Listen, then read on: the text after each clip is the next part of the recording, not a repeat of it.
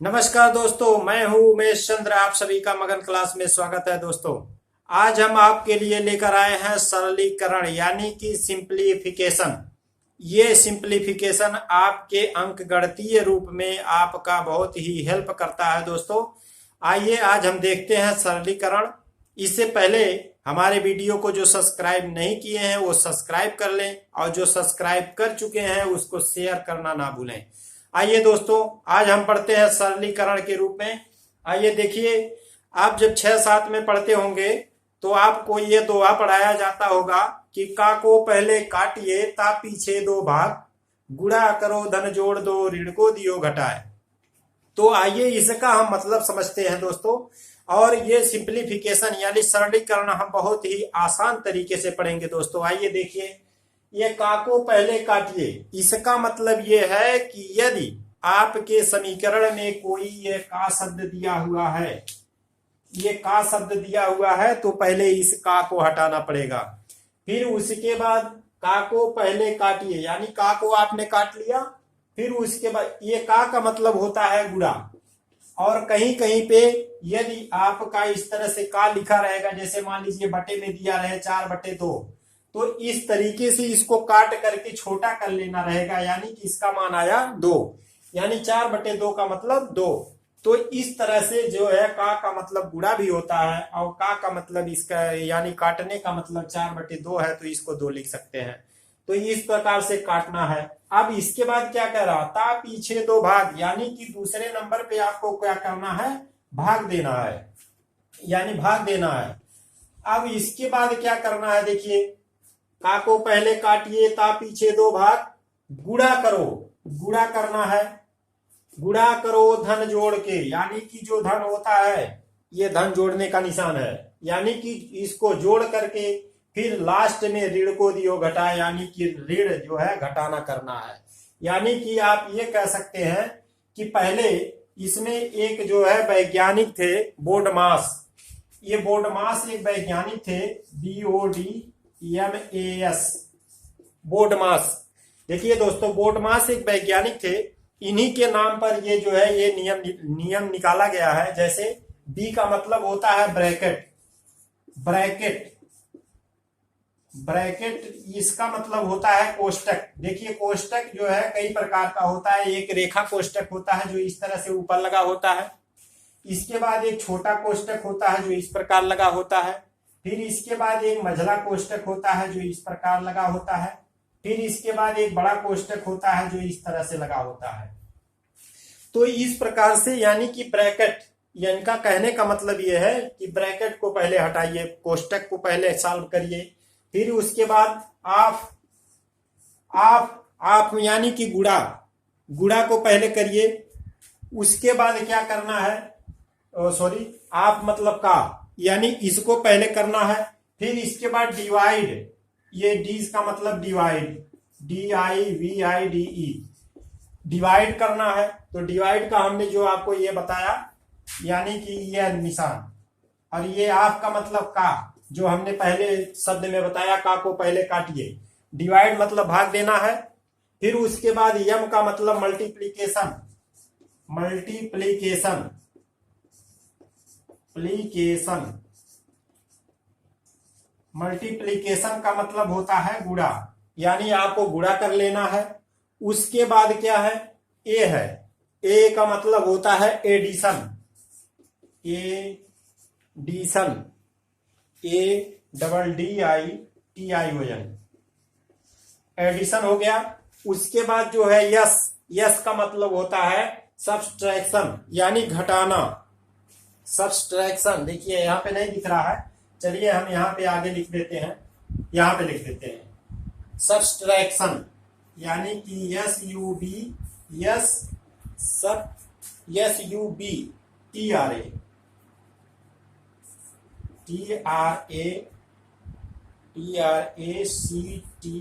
TRACTION, subtraction माने घटाना, ये घटाना करना आपको। यानी कि बोडमास का मतलब हुआ, बी से हो गया ब्रैकेट, ब्रैकेट में एक रेखा कोष्टक होता है, इसको इंग्लिश में बार कहते हैं। एक छोटा कोष्टक होता है, एक मझला कोष्टक, बड़ा कोष्टक। तो ये ब्रैकेट के अंतर्गत आते हैं। फिर उसके बाद ओ का मतलब होता है आप का मतलब जो आपने लिखा है का को पहले काटिए, यानी कि का यानी उसमें जो है अगर गुणा रहेगा गुणा करेंगे, या फिर बटे में रहेगा तो उसको काट करके पहले छोटा कर लेंगे। फिर उसके बाद डिवाइड है, डिवाइड का मतलब भाग करना है आपको। फिर उसके बाद मल्टीप्लीकेशन है यानी गुणा करना है। फिर एडिशन है यानी कि आपको जोड़ना है। फिर उसके बाद लास्ट में आपको सब्ट्रैक्शन यानी घटाना करना है, लास्ट में आपको घटाना दोस्तों। तो घटाने के बाद जो आपका आंसर आएगा वही आंसर होगा। अब आते हैं इस पे सवाल पे देखते हैं। ये आपको जो है ये नोट कर लीजिए, जो दोहा है इसको आप नोट करने के बाद बढ़ते हैं सवाल की तरफ। अब क्वेश्चन का जो है निचोड़ देखिए, कैसे कैसे क्वेश्चन आते रहते हैं इसमें। तो हम आपको वही क्वेश्चन बताएंगे जो आपको परीक्षा के लिए बहुत ही इंपॉर्टेंट हो, यानी कि जितने परीक्षा की दृष्टि से जितने भी प्रकार के सवाल बनते हैं वो प्रकार हम आपको बताएंगे कि कितने प्रकार के इसमें सवाल बनाए जाते हैं। अब आते हैं, पहले इसको हम रख कर लेते हैं। अब सब्ट्रैक्शन यानी घटाना ये लास्ट में करना है, इससे पहले आइए देखते हैं। तो ये सिंपलीफिकेशन में जैसे मान लीजिए अगर घात के रूप में एक क्वेश्चन हम लिख रहे हैं, इसको जरा ध्यान दीजिएगा। जैसे अगर कह दिया जाए कि 2 पे घाते 20, ये 2 पे घाते 20। फिर कह दिया जाए कि 3 पे घाते 48, 3 पे घाते 48। फिर कह दिया जाए कि 4 पे घाते 36, 4 पे घाते 36। ये हो गया 2 पे घाते 20, सॉरी 2 पे घाते 60 कर लीजिए, 2 पे घाते 60, 3 पे घाते 48, 4 पे घाते 36, और एक और लिख लीजिए 5 पे घाते कर लीजिए 24। अब इसमें यह कहा जाए कि इसमें से सबसे बड़ी संख्या कौन सी है, इसमें यह पूछा जाए कि सबसे बड़ी संख्या कौन सी है, सबसे बड़ी, तो आप क्या जवाब देंगे सबसे बड़ी संख्या। तो देखिए यह आपको 4 अंक दिया गया, 2 पे घाते 60, 3 पे घाते 48, 4 पे घाते 36, 5 पे घाते 24। इसमें सबसे बड़ी संख्या और सबसे छोटी संख्या बतानी है, तो सबसे बड़ी संख्या का पता करिए। कैसे पता करेंगे, तो देखिए इस तरह के क्वेश्चन तमाम आते रहते हैं। तो देखिए इसको लगाएंगे कैसे। अब देखिए जैसे मान लीजिए 2 पे घाते 60 है, तो इसको आप लिख सकते हैं पहले इनका 60, 48, 36 और 24 का लसाअ ज्ञात कर लेंगे। तो लसाअ आपको ज्ञात करने के लिए यहां पे बता देते हैं आपको, ये 60, 48 और 36, 24 इनका महत्तम समापवर्तक ज्ञात करना मैथ है। तो महत्तम समापवर्तक ज्ञात करने के लिए क्या करते हैं, चलिए पहले 2 से भाग देते हैं। तो ये आ जाएगा 30 बार, ये 2 दूनी 4, 2 चौक 8, ये आ जाएगा 18 दूनी 36, 12 दूनी 24। अभी भी 2 से चला जाएगा, ये आ जाएगा 15 बार, ये 12 दूनी 24, और ये आ जाएगा 9 दूनी 18, ये आ जाएगा कितना 2 छक 12। अब ये 2 से नहीं कटेगा, 3 से काटते हैं। 3 5 15, 3 चौक 12, 3 त्रिक 9, 3 दूनी 6। अब ये किसी एक संख्या से 3 चारों नहीं कटेंगे, तो जहां पर नहीं कटते यानी कि इसका मैथ है आ गया, मैथ है इसका आ गया 2 गुणे 2 गुणे 3, कितना आया 2 दूनी 4, 3 12 आ गया। तो इसका मैथ है 12 आ गया। तो देखिए इसको लिखना कैसे है, तो इसको लिखेंगे 2 पे घाते 12, तो ये मैथ है निकल गया। और इसमें 12 में और किससे गुणा करें ताकि ये 60 बन जाए, तो 12 पचे 60 यानी 5 से गुणा कर दिए। तो इसको आप लिख सकते हैं कि 2 पे घाते 5 और ऊपर इसका 12। फिर उसके बाद अब देखिए 3 वाले को कैसे लिखेंगे, 3 घाते 48 है, तो यहाँ पे लिखेंगे 3 और ये 12, फिर ये 12 ये निकल गया 48 में से। अब ये 12 जो है 48 में से जब निकल गया तब यहाँ पे क्या लिखना है, 12 चौक 48 यानी 4 बार, इक्वल टू, अब इसको लिखना कैसे है 3 पे घाते 4 और ये जो 12 लघुत्तम है ये 12 बाहर हो गया। अब आते हैं 36 वाले पे, 4 पे घाते 36, तो क्या करना है 4 पे घाते ये 12, इसका मैसेज तो था ही, तो 12 12 दूनी 24, 12 तिया 36, यानी 3 बार ले गए तो यहाँ पे हो जाएगा 4 पे घाते 3 और ये 12 तो में से है। फिर एक अंक बचा है अभी 5, 5 पे घाते 24। अब इसको कैसे लिखना है, तो 5 पे घाते पहले 12 लिखेंगे।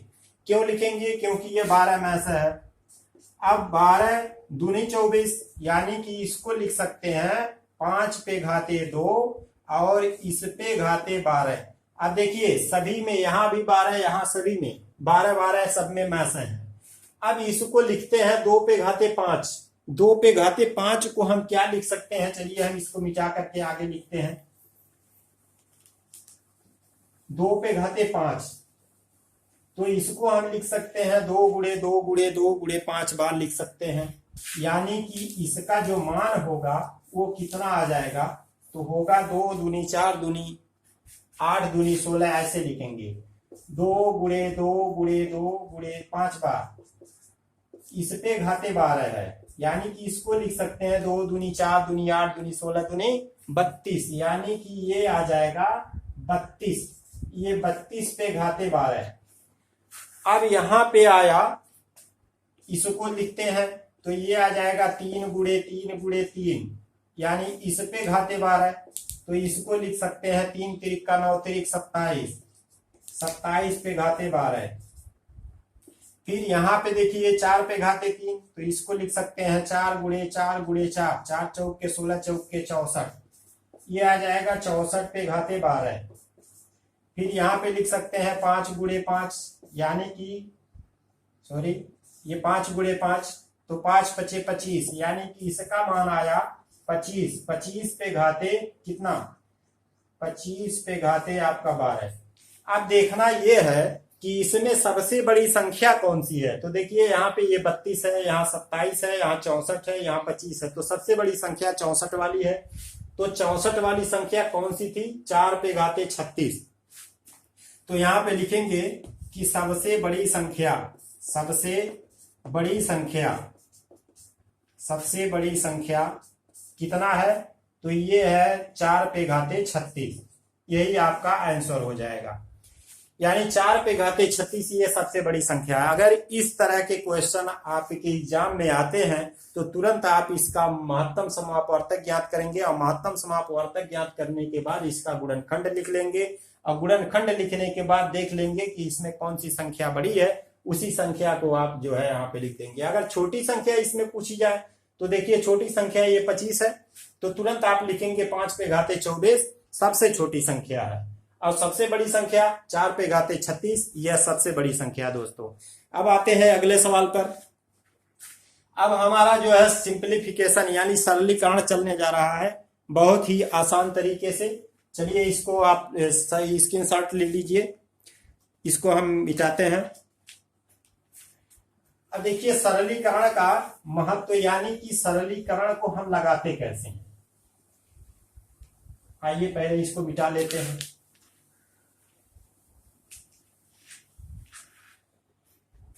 तो इस प्रकार से यदि आपके सामने कोई भी क्वेश्चन इस तरह से आता है तो सेम यही विधि लगाएंगे, तुरंत आपका एक क्वेश्चन सॉल्व हो जाएगा।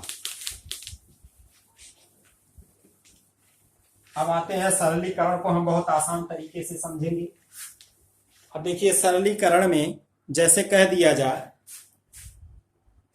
x minus y minus z, फिर इसके बाद कह दिया जाए minus x minus y minus z. और यहाँ पे करना क्या है कि जैसे यहाँ पे एक कोष्टक लगा दिया जाए बड़ा वाला, यहाँ बड़ा वाला कोष्टक लगा दिया गया, फिर यहाँ पे जो माइनस ये माइनस जेड है तो यहाँ पे एक मझला कोष्टक लगा दिया जाए, मझला कोष्टक लगा दिया गया।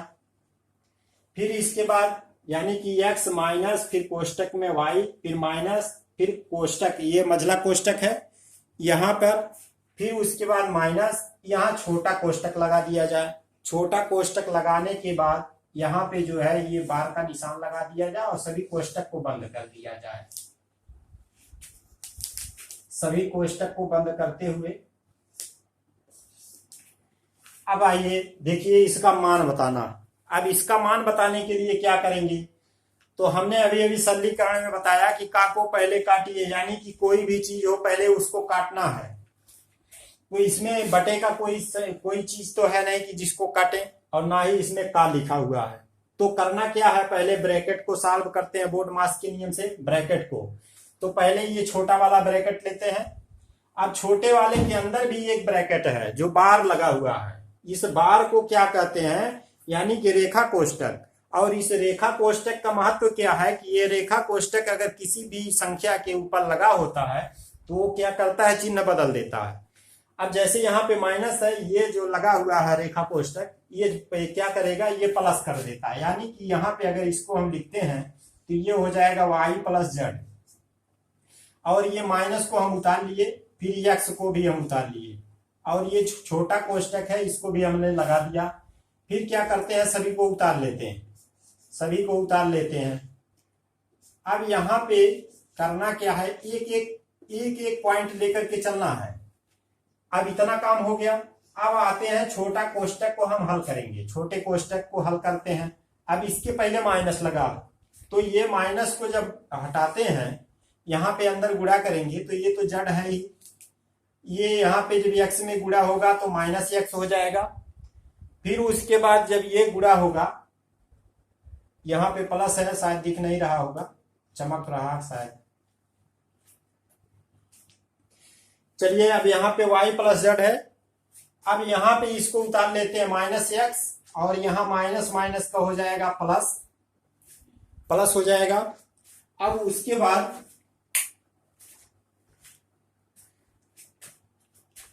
यहाँ पे x, और यहाँ इसको माइनस माइनस का प्लस हो जाएगा, यानी कि y, और ये माइनस का जब प्लस में गुणा करते हैं तो माइनस और जेड, ये आ गया मझले कोष्टक के अंतर्गत।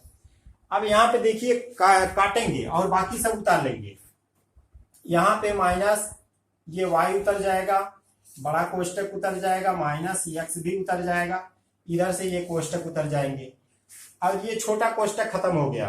अब क्या करना है कि यहाँ पे ये जेड वाला प्लस और ये जेड वाला माइनस कट गया। अब यहाँ बचा कितना, माइनस एक्स बचा है और प्लस वाई बचा। अब क्या करना है कि सभी को उतारते हुए आएंगे, माइनस वाई बड़ा कोष्टक माइनस एक्स, इतना उतार लिया गया। अब क्या करेंगे कि ये जो माइनस बाहर रखा हुआ है, इस माइनस का अंदर जब गुणा कराएंगे तो ये जो कोष्टक है ये उतरेगा ऐसे, माइनस का माइनस में तो प्लस एक्स, और ये माइनस का प्लस में तो माइनस वाई।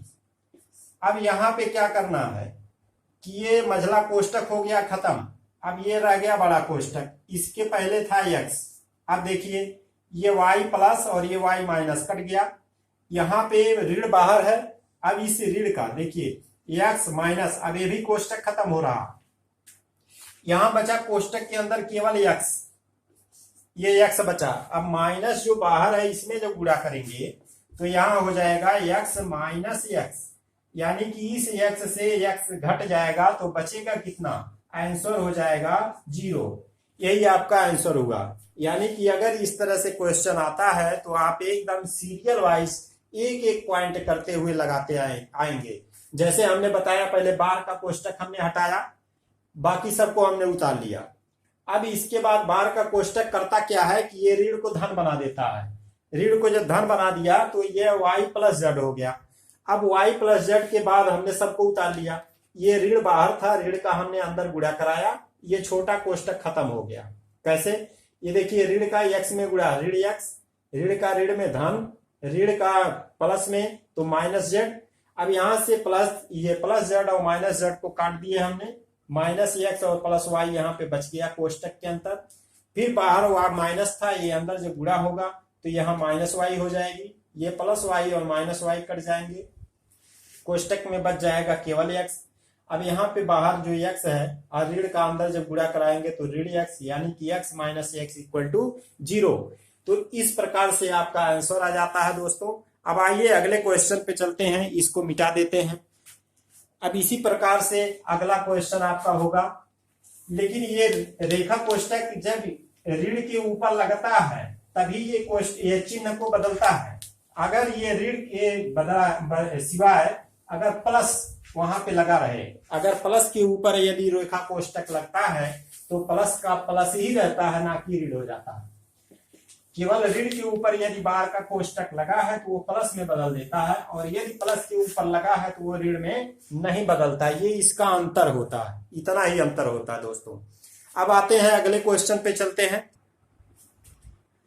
चलिए दोस्तों देखिए, अब इसके आगे आपका एक जो है दूसरा क्वेश्चन है कि 5 सही 2/5 और प्लस 8 सही 1/4 ऋण 6 सही 1/3।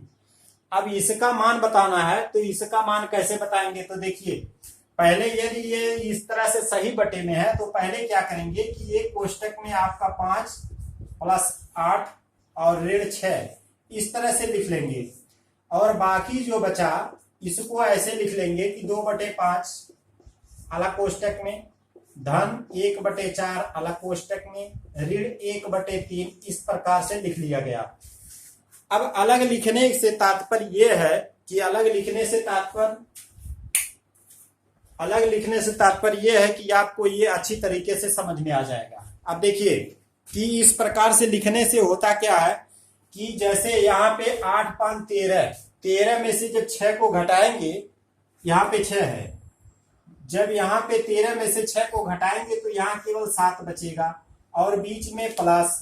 फिर इसके बाद अब इसको जोड़ेंगे तो 5 4 3 का लघुत्तम समापवर्तक जब निकालेंगे तो 5 4 3 का लघुत्तम समापवर्तक आपका आ जाता है 60।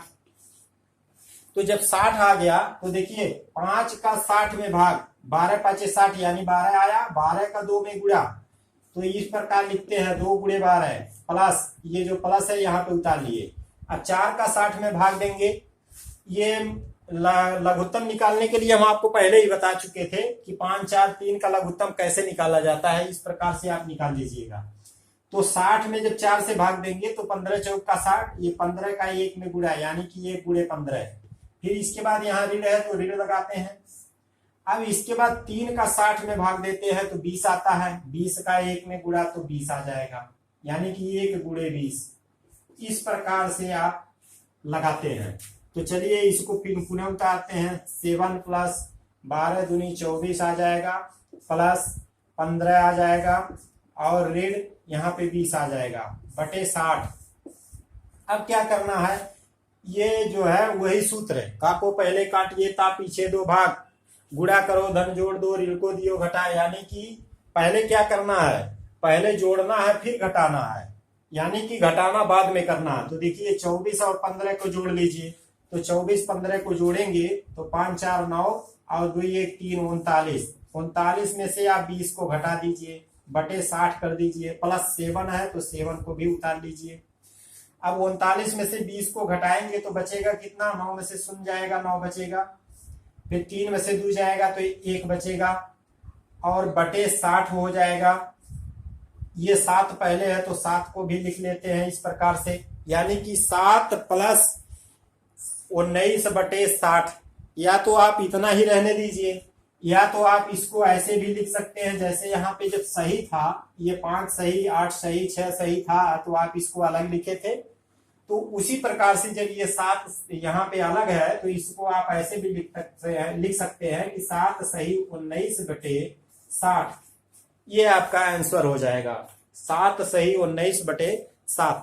अब देख लीजिए, अब इससे पहले कि इसके बाद हम कंटिन्यू क्लास लेते रहेंगे। आपका आज यहीं तक। जय हिंद, नमस्कार, बहुत बहुत धन्यवाद।